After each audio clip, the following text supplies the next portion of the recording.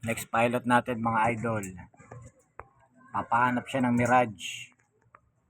Kahanap tayo ng Mirage Island. Salukuyang hinahanap natin Mirage Island mga idol. Tip ko lang sa inyo, kapag maghahanap kayo ng Mirage Island tapos naka-cheat naman kayo, tsatsagain nyo yan, mahigit 1 oras yan. Pero kung wala kayong cheat, nasa 2 oras yan. Pero mas madaling mag-spawn yan kapag may kasama kayo. Ako, mag-isa lang ako. Kanina pa ako dito. Siguro mga magte 30 minutes na ako nag-iikot-ikot. Yan o, mga lumalabas na yung mga sea events.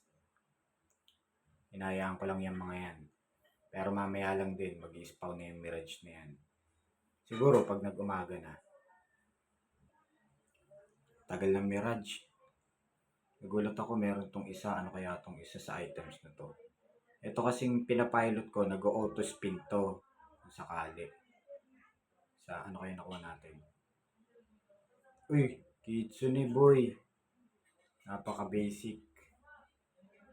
Biruin mo, na-pilot ka na, naka-spin pa ng Kitsune. Hindi na masama mga idol. Hintayin na lang natin mag-Mirage. Swerte naman itong pilot ko mga idol. May Kitsune agad.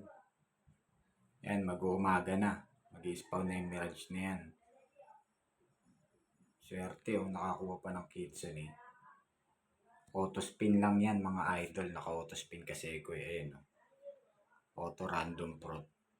Not bad na yan. Aba, swerte naman ito. Hintayin na lang natin mag-spawn yung Mirage. So ayun na nga, nandito na tayo. Spawn ng Mirage Island mga idol. Napakadilim.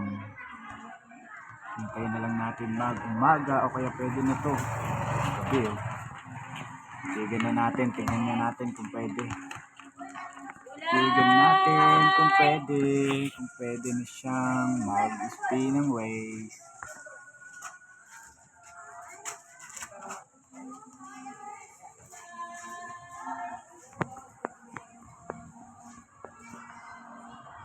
Uy, yun na, sakto.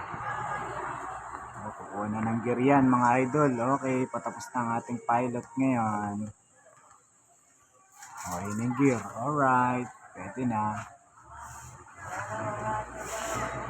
Napakadali lang oh. Nakapag-mirage na, nakakuha na ng gear, nakakuha pa ng Kitsune fruit. Diba?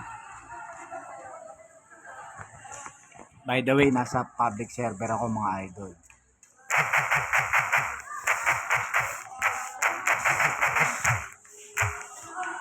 Alright.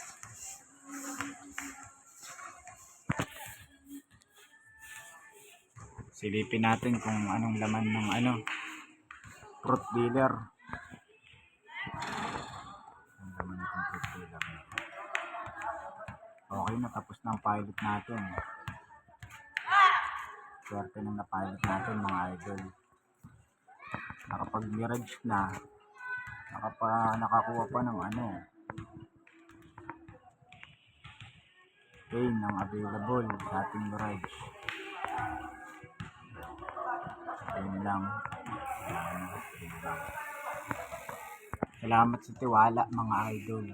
Kaya sa magpapapilot dyan, alam niyo na kung anong gagawin. Bye bye!